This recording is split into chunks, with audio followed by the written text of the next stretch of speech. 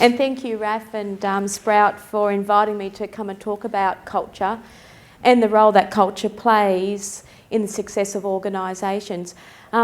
This morning, I'm not going to talk about the theory of culture. I wanted to use Feros Care, my organisation, as a bit of a case study on culture, because I'm hoping there might be some ideas or initiatives that we're doing that you might be able to take back to your own organisation, or at least put in your toolkit for future leadership roles.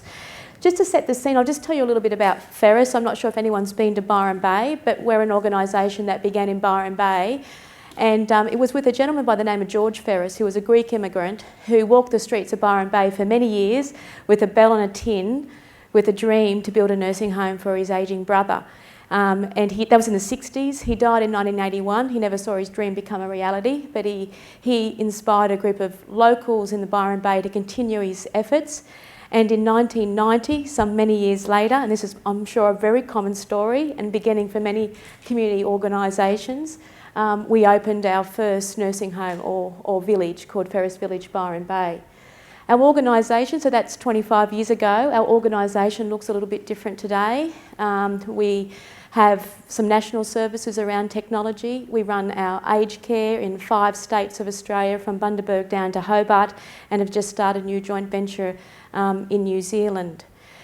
I've been with the organisation since 2000, and in that time there's been quite a bit of growth. But our mission has never changed. Our goal was always to enable seniors to live a bold life, or to live a life that they wish for, and our mission has never changed, but our vision has certainly grown over the years.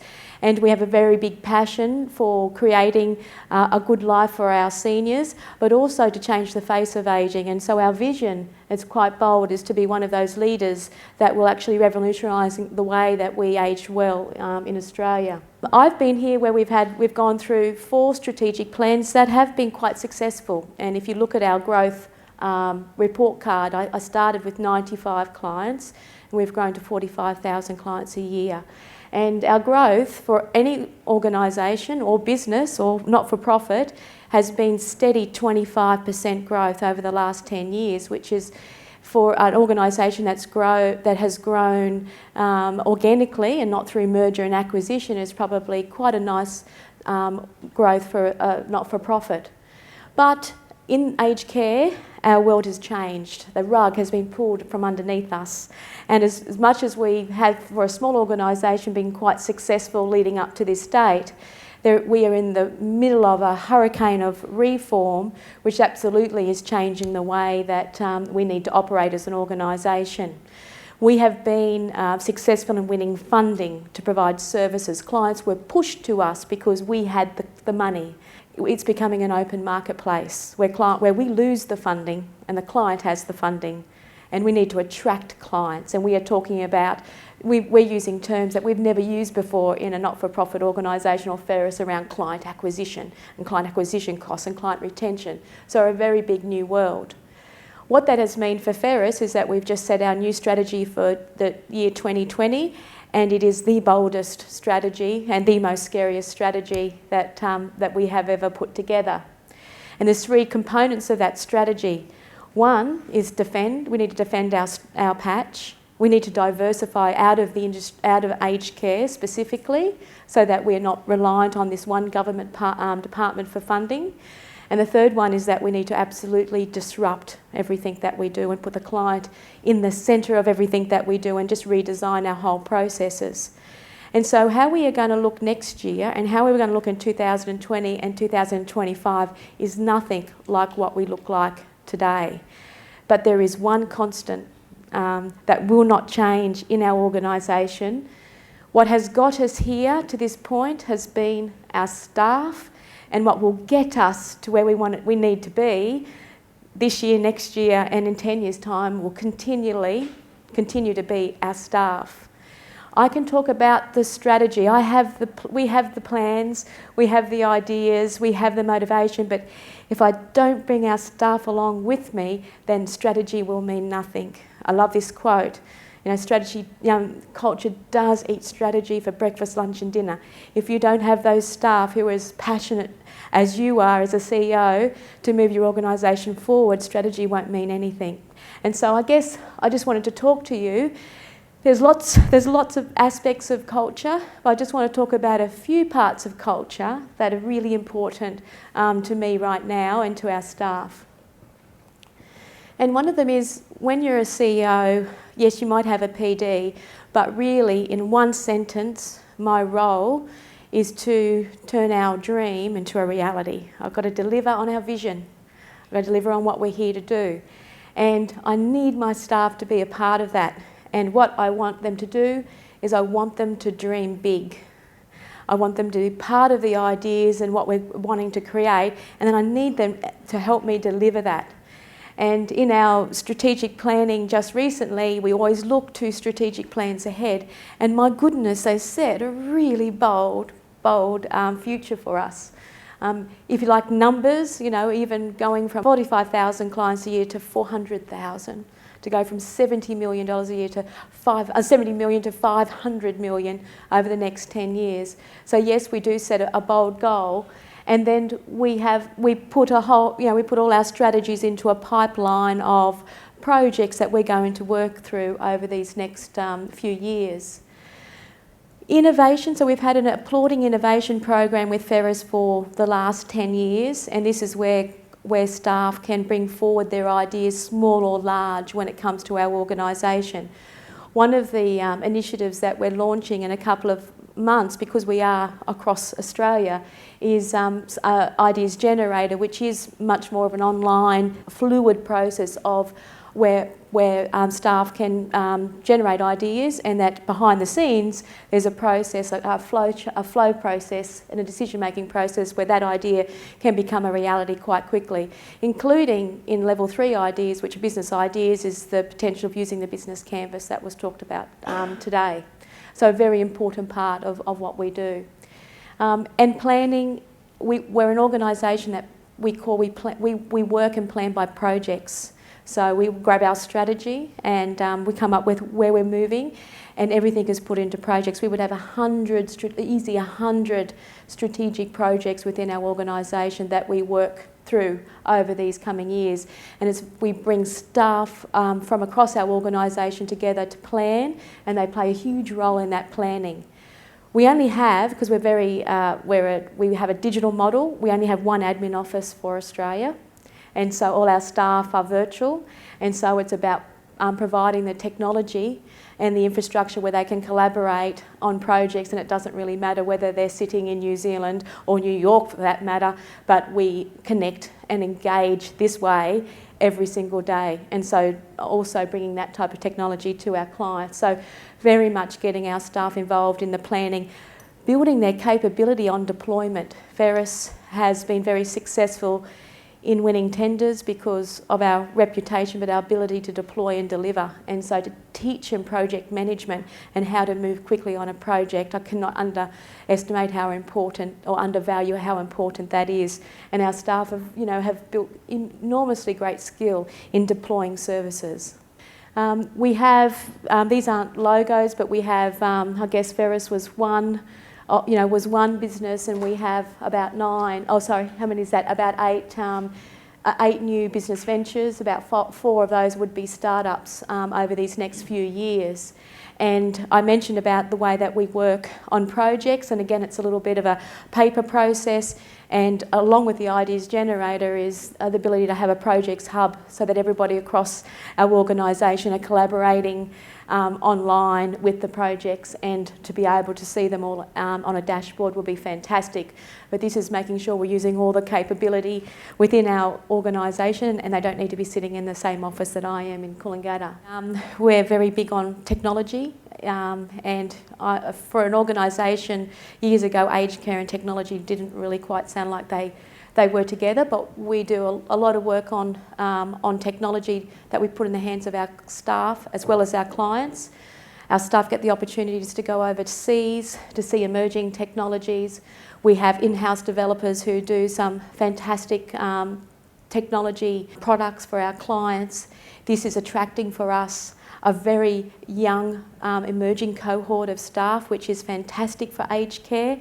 If you see the statistics in aged care and you see how, traditionally it's been a much older cohort. Of course, we still value our older workforce and we will continue to have them, but it's lovely to see young grads coming in and being excited about working for not only a not-for-profit but for an aged care organisation. And we've got a wonderful a young team who of course are multi-generational teams, but a young team. In fact, our goal is to have 40 generations in our workforce. That's the goal, and it's very important that technology plays in sort of attracting the young cohort. As I mentioned, innovation is very important, and our board have allowed us to invest and open. It's built and we're in, but the official opening of our first experience centre. And this is our centre where we create and we incubate and we test and we trial and we build knowledge for our staff across our organisation. So just putting in that commitment to being one of those organisations that lead the way in what we're doing in aged care. So a very exciting centre to have for our staff, and certainly attracting staff from all sorts of walks, I guess, as far as their experience to come and work in the centre. What's again very important for me, and I think that we have achieved that in many respects at Feros, is for our staff to be absolutely proud of the organisation and to be ambassadors of what we do.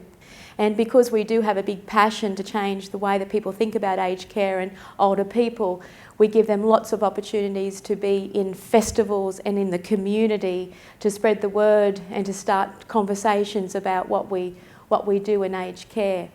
And I think that's a very exciting part of what our staff get to do. We give them calendars of fun runs and charity events across our footprints in all our regions, where we pay them to go and participate, not only to be healthy but to be out there with our brand and for them to be able to talk about the role that they play within Feros. I also, as much as CEOs are usually in the limelight, I love to share the limelight. I love when we have staff that are working on innovation and there's opportunities that it's not me necessarily the one that's sitting in Sunrise TV, that staff can see that they have the opportunity to raise their own profile and to be one of the leaders in the organisation. And also I love watching how many of our staff now, because we see a part of leadership, even though we're not certainly still quite small in aged care terms, how our staff are sharing our knowledge and the way that we work across industry. And so many of our staff are speaking in conferences and workshops internationally as well. What's again another very important part for me is about building our leaders. The only way that we're going to keep our staff is to create a career path for them, and that means we need to build their capability. And Feros invested, it's been probably about a 6-year journey, invested in developing our own in-house leadership program. And our staff can participate in this. It's actually a 3-year program that's now been mapped to a national qualification for them. And they learn about the soft side and the business side of running an organisation. And the 7 stars represents the values of our organisation, which I'll talk about a little bit more. But this is about building their capability and understanding of what is absolutely the cornerstone of our organisation. And this has been a very, very successful program that we have run that continues to evolve every year. What the outcome of that has been is that we have many staff in our organisation who have come up the ranks over the years. Now, I think our most senior clinician was a casual in one of our villages about 10 years ago, who is now our most senior staff, nursing staff. So you can see the percentages. Yes, of course, we love new managers coming into our organisation, but equally we invest in our staff for them to be our future leaders. This is also any staff member in our organisation. We're concentrating on building up their development, and that's shown through all the traineeships that we have across the organisation. What also I think is important for staff is that there's lots of ways we can reward staff, but they also are very proud of what we do. And there's a lot of opportunities for them to participate. Like we win a lot of awards. We go in for many awards, and it's exciting when they're standing up on stage and they've worked on big innovative projects over 2 years or 3 years and they get rewarded. It's just one small part of what we do, but for them I think it's a very proud moment. And so we work hard on innovation, but it's also nice to be recognised. So it's not so much an ego thing for me. I think it's more about a way that we can reward our staff. We have awards happening at the moment, and they're the ones that get to fly over there and stand up on stage and pick up the trophy for what they've done. I mentioned about culture being the constant, the absolute important part, bigger than strategy for an organisation. So when you have a set of values that you create with your staff, not in a senior management team meeting or a board meeting, with your staff, you ask them about what type of culture or workplace they want to work in. When you come up with your set of values, they are your DNA. They are everything that you need to be talking about every day. For me, it's wonderful now, and they need to be bigger than me, and they weren't bigger than me initially because you're the ones that's driving it, but when you see that you could walk away and that culture is still there is a very exciting thing. And you need to be able to talk about it, and you need to be able to measure it. And in 2009, when we first set up our values with our staff, since then we've run annual stocktakes. That's just one thing that we do about our culture, but the stocktake is a real stocktake around culture, and they get to tell us in their words about what they're thinking about how we actually meet these values, and whether they actually think that every day this is what they're living as far as our organisation. And when we ran it in 2009, we thought that our culture was pretty good. But what we actually found out was that a third of the staff, overall responses, a third of our staff didn't think it was a great culture at all. And so over these last 7 years, we have been working hard every day, making, on initiatives that would just slowly change, improve that culture. You have to remember too, we're growing at 25% a year, and so change is just constant. So you're trying to build a culture. It's not like we've just got a village and that's constant. We're just constantly changing things, and so you've got a moving feast, and you're trying to keep that culture together. So it's a very, very big task. So we need to understand what they think about us, and then they're the bits that we need to work on. Little slow steps at a time, little slow initiatives that we work on as a part of the organisation. I mentioned the 7-star program. What also we have incorporated in the 7-star is where a lot of the projects work that they do for 7-star is around our values. So there's lots of little projects happening across our organisation where people are talking about our values all the time. So it's not me having to stand up there, it's just happening without me. There's lots of conversations and initiatives that we record. We also use a concept called FISH. You may have heard of this before. If you haven't, just look it up. It's the most simple concept. It is American, but I assure you, if you do those 4 rules every day, you will change your culture overnight. You will change the attitude of your culture overnight if every single staff member did those 4 rules every day. So a course around choosing your attitude when you walk into the workplace, or for our staff when they hop in the car to go visit a client in the community, that they be there, and that's around when you're having conversations with people, not thinking about anything else but just the person that you're talking to, giving people your absolute attention, the little things that you do every day for a staff member or a client or whoever it might be, and last, play. It doesn't have to be always as crazy as that, but just put a sense of play in your day. Those 4 things are the secret to positive energy, I swear. We teach that in orientation, and I think what's happened for Feros too is that as we've grown geographically, which has been quite big over these last few years, the orientation of our staff was happening out in the field, and I started to feel that we were losing some of these initiatives, and so we've made a decision this year where every staff member, whether they're in New Zealand or Tasmania, they come into a centralised orientation. They spend the time with us so that we can really talk to them about and get them passionate about what our organisation is about before they go off with their virtual office. So we'll certainly re-engage a lot more on some of these initiatives. What that has meant for Feros, this is a bit of a report card. I guess without looking at all the numbers, we've been able to maintain for the last 5 years about a 90% satisfaction rate, or have maintained on average a 90% satisfaction rate over the last 5 years from where we were. And certainly there's still a lot of work to be done, but for an organisation that's moving so quickly, it's something that we're pretty proud of, although we know it's something that we need to continue to work on. Our current little strategies that we're looking at, which I might talk about at another time, is we talked about the new world. That also we need to relook at our values as an organisation and as a staffing group to say what might need to have changed, because our values are 6 years old and we're a very different organisation than we were. And so is there anything that we need to tinker with when it comes to what's important to us? Again, having to look at because we're so much bigger, just look at how do we keep that culture alive when they walk away, and looking at different type of culture clubs. We have a fantastic technology infrastructure, so we can all collaborate. Everybody in the field has smartphones, so that really does help. And our villages, the staff are all there together. The people out in the field can collaborate on SharePoint and Yammer and all sorts of things, so there's wonderful opportunities for them to collaborate every single day.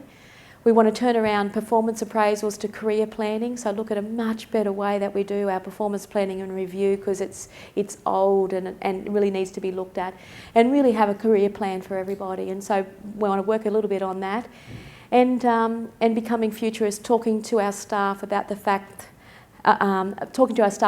own self-development, because just the way that technology is moving, as we know, many of the jobs in only 10 years' time are going to be very different. So just about their own personal development, keeping up with technology. And I think that's all. I hope that gave you some ideas.